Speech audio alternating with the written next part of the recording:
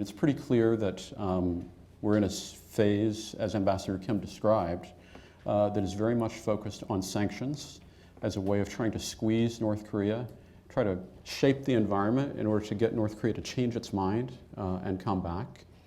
There are a number of challenges, I think, related to implementing that strategy. I just want to point out 4 issues.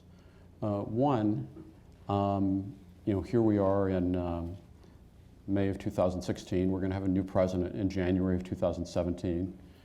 South Korea next year is going to have a presidential election. So one issue is a transition challenge. We have to coordinate our policies together with South Korea in the context of a transition from administration to administration. Secondly, there's a coordination challenge. Ambassador Kim referred to the need for cooperation with China. Really, this is critical because China owns the lifeline to North Korea. 90% of its food and fuel, essentially, is coming through China. But China is interested in stability, and so on the Korean Peninsula. China will squeeze North Korea, but not to the point that it could risk the regime. And yet, I think what we've seen from North Korea is that unless the regime is put at risk, it's probably not going to change direction. And so this is a real dilemma. It's a real dilemma in terms of being able to coordinate diplomatically with China to get them to continue to move forward on sanctions. And it means that there's a big gap in terms of preference longer term about how China thinks about what they want from the future of the Korean Peninsula versus the way that South Korea and the United States are thinking about it. The third challenge is what I would call the closed door challenge. And what I mean by this is that North Korea really, it's different from Iran because North Korea has already tested.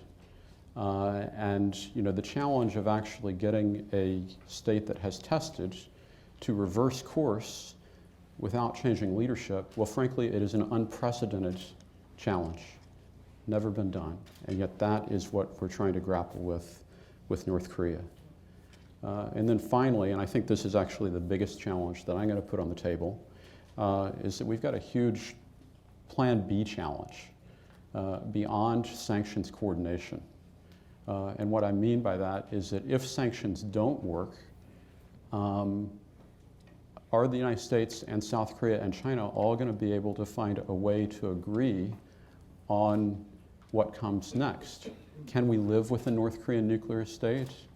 If not, how are the 3 countries going to approach the challenge of dealing with a North Korea that is dead set on attaining both a nuclear survival capability and a strike capability on the United States? That's really where they're going. That's what they want to achieve.